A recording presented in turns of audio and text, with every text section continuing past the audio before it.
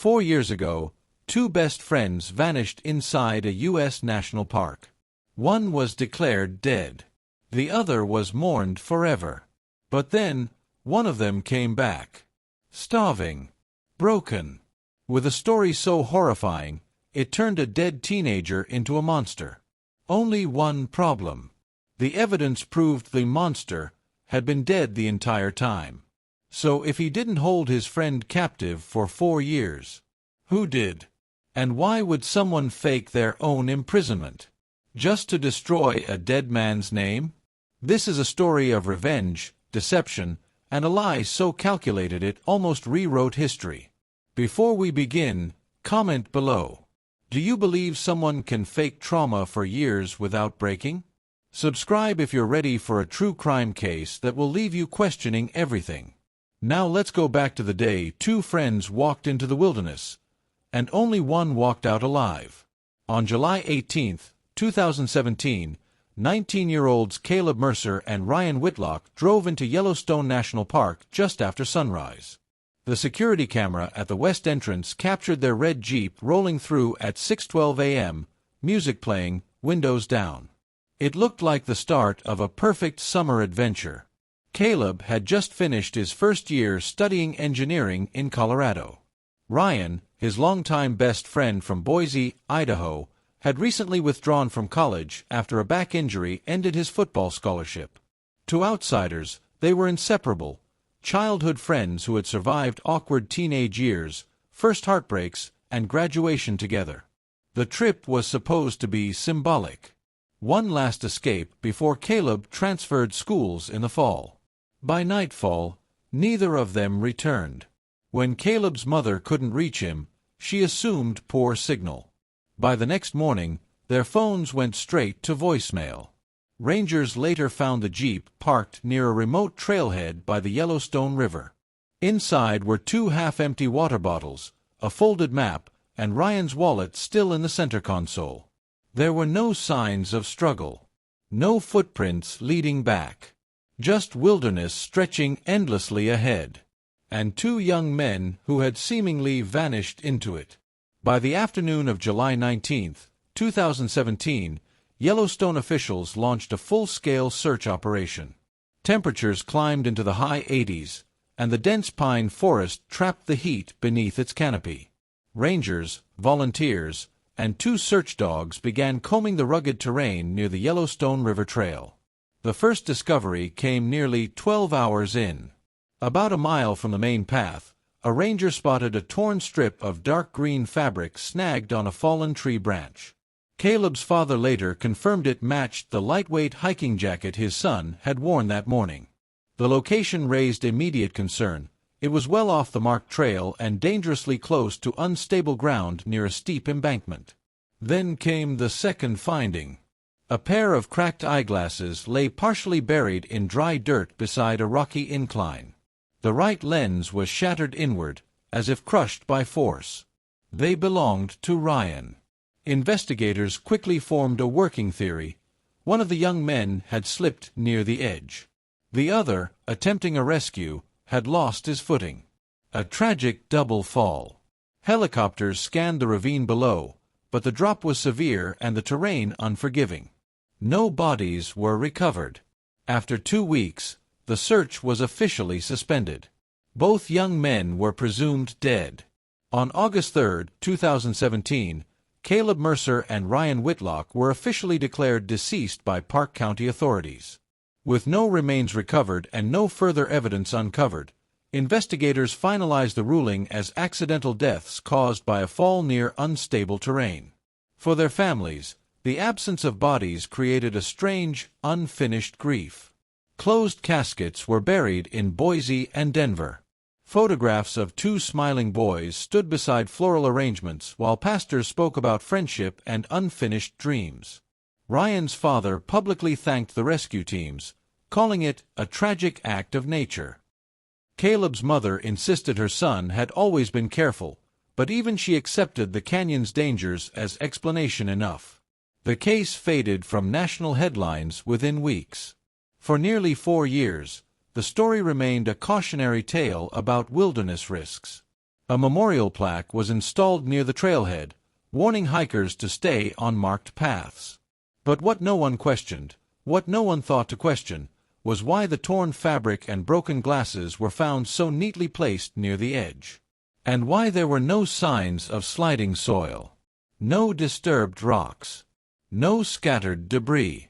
Almost as if the scene had been arranged. On July 14, 2021, 4 years after the disappearance, a truck driver named Leonard Hayes was traveling along U.S. Route 20, just west of Yellowstone's entrance, when he noticed something strange on the shoulder of the highway. At first, he thought it was a hitchhiker. Then he realized the man was barefoot. The figure stumbled forward, collapsing against a guardrail. His clothes hung loosely from his frame, filthy jeans, a faded gray sweatshirt, and skin stretched thin over sharp bones. His beard was thick and uneven, his face bruised and hollow. Leonard pulled over. When he approached, the man lifted his head slowly, eyes unfocused. "My name is Ryan Whitlock," he whispered. Leonard froze. Ryan Whitlock had been declared dead in 2017. Within 30 minutes, state troopers and paramedics flooded the roadside. Ryan was transported under heavy supervision to a hospital in Idaho Falls. News broke within hours. The Yellowstone Ghost, as media quickly labeled him, had returned. But when detectives began questioning him, the miracle unraveled. Ryan didn't claim they had fallen. He claimed Caleb had attacked him, and that for 4 years, he had been held prisoner in the woods. Inside a guarded hospital room, Ryan Whitlock gave his first recorded statement to Detective Laura Bennett, the same investigator who had signed off on his presumed death 4 years earlier. His voice was steady. Too steady. According to Ryan, the accident theory was completely wrong. He claimed that on July 18, 2017, deep along an unmarked river trail, Caleb had suddenly turned violent during an argument about the past. Specifically, a car crash back in high school that had ended Ryan's football career. Ryan said Caleb struck him from behind with a rock. When he regained consciousness, he wasn't at the cliff. He was underground. He described a concrete utility bunker hidden in the forest, 8 feet wide, rusted bed frame bolted to the floor, a single ventilation slit near the ceiling. Caleb, he insisted, had staged their deaths by planting torn fabric and broken glasses near the edge, then dragged him to the bunker. For 4 years, Ryan claimed, Caleb brought him canned food and water, repeating one chilling sentence. "To the world, we're both dead." He said he finally escaped after a struggle days earlier. The story was horrifying, and at first glance, believable. But medical tests were already raising quiet questions. While the public clung to Ryan's story, doctors quietly began documenting inconsistencies. Dr. Melissa Grant, a forensic specialist assigned to examine him, expected to see the physical consequences of prolonged confinement. Severe muscle atrophy, vitamin deficiencies, bone density loss, skin pallor from years without sunlight. Instead, she found something else. Ryan was thin, but not debilitated. His leg muscles showed tone consistent with regular walking. His blood work revealed normal vitamin D levels. There were no signs of long-term malnutrition. No rope scars around his wrists. No chronic injuries consistent with 4 years in restraints. The bruises on his face, fresh, within 48 hours. More puzzling, there was a faint tan line across his forearms. Someone imprisoned underground for nearly 1,460 days would not have sun exposure. Dr. Grant documented everything carefully and forwarded her preliminary findings to Detective Bennett. Meanwhile, based on Ryan's testimony, authorities organized a tactical search of the remote forest area he described. If Caleb Mercer was alive and hiding, he was now considered armed and dangerous. But as officers prepared to storm what they believed was a hidden prison site, the real cracks in Ryan's story were about to split wide open. At 5:10 a.m. on July 16, 2021, A tactical unit moved into a remote wooded section nearly 2 miles off the main Yellowstone trail system. Guided by coordinates Ryan had provided during questioning, officers pushed through dense underbrush and unstable terrain. After 3 hours of searching, they found it. Partially buried beneath pine needles and loose soil was a rusted metal hatch camouflaged with fallen branches. Beneath it, exactly as Ryan described, was a small concrete utility chamber. Inside stood a narrow iron bed bolted to the floor. Nylon rope hung from its frame. Empty cans of food were stacked in one corner. On the surface, it matched his story almost perfectly. But forensic teams noticed something disturbing. Dust coated the walls in a thick, undisturbed layer, except for the immediate area near the entrance and bed. The air inside felt stale, as if it hadn't circulated in years. More importantly, every fingerprint recovered belonged to Ryan. There were no traces of Caleb Mercer. No hair. No skin cells. No DNA. And then a technician examined one of the canned goods more closely. Stamped clearly on the bottom. April 2020. 3 years after Caleb was supposedly alive. With the bunker evidence raising serious doubt, Detective Laura Bennett shifted focus back to 2017. Instead of re-examining the cliff where torn fabric and broken glasses had been found, she ordered ground-penetrating radar to scan a wooded area nearly 400 yards inland from the original search zone.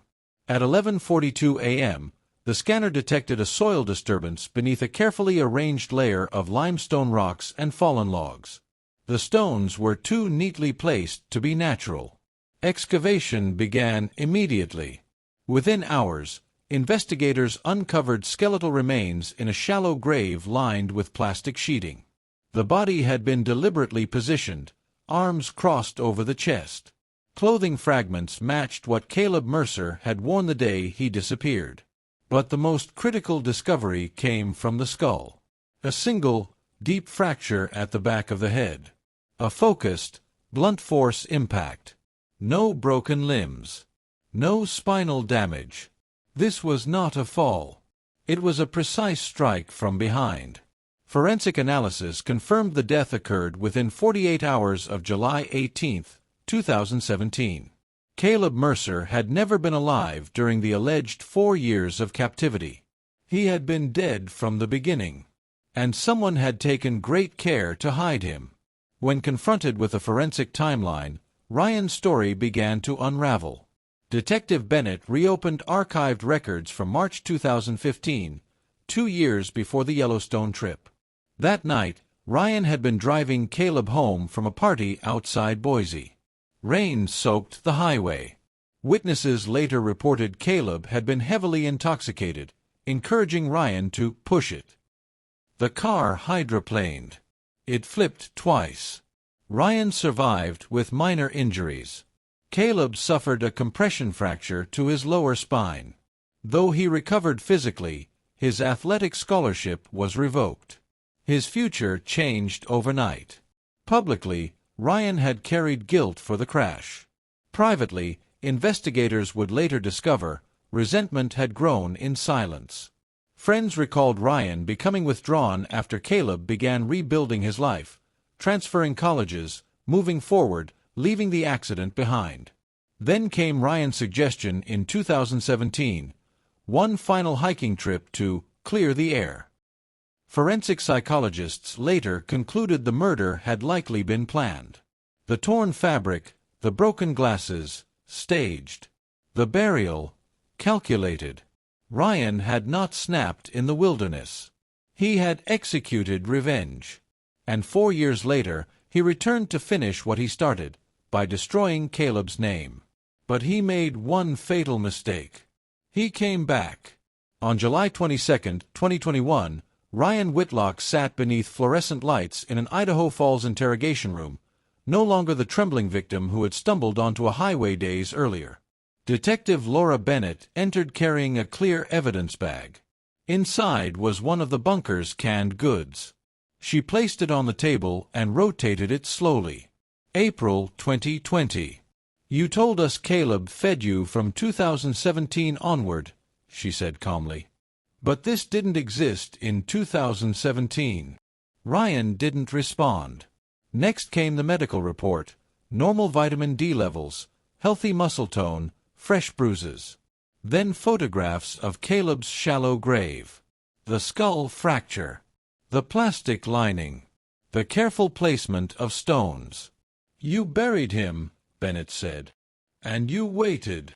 For nearly 30 seconds, Ryan stared at the table. Then something shifted. His shoulders straightened. The trembling stopped. The victim persona vanished. What replaced it was cold irritation, not fear, not remorse, just frustration that his performance had failed.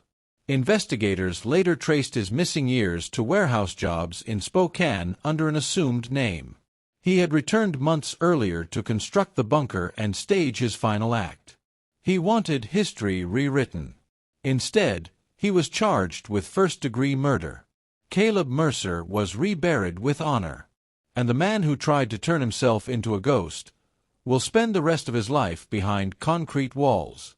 If Ryan had never come back, Caleb Mercer would still be remembered as a monster. Think about that. One man almost rewrote history, not just by killing his best friend, but by trying to steal his identity in death. So here's the question I want you to answer in the comments. Do you think Ryan planned to return all along? Or do you think something forced his hand? And more importantly, how many other closed cases are built on a single survivor's story? If this case shocked you, you need to watch the next story on this channel, because the one waiting for you makes this look simple. Subscribe right now if you believe the truth always comes out, eventually.